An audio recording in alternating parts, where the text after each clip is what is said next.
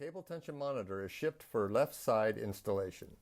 If the operator has been installed on the right side, remove the E-ring at the end of the roller, remove the roller, and reassemble on the opposite side. Position cable tension monitor above the door and close to the drum. Look for any obstructions that may prevent cable tension monitor from closing completely when slack is detected. The roller must be mounted 2 inches to 6 inches from the bottom of the drum. The cable tension monitor roller must be placed 1/8 inch to 1/4 inch from the cable. If necessary, mark and drill 3/16 inch pilot holes for screws. Fasten cable tension monitor with 2 1/4 inch lag screws. Run wire to opener through wire port. Cut and strip wires and insert into the cable tension monitor terminal block. A second cable tension monitor may be installed on the other side of the door.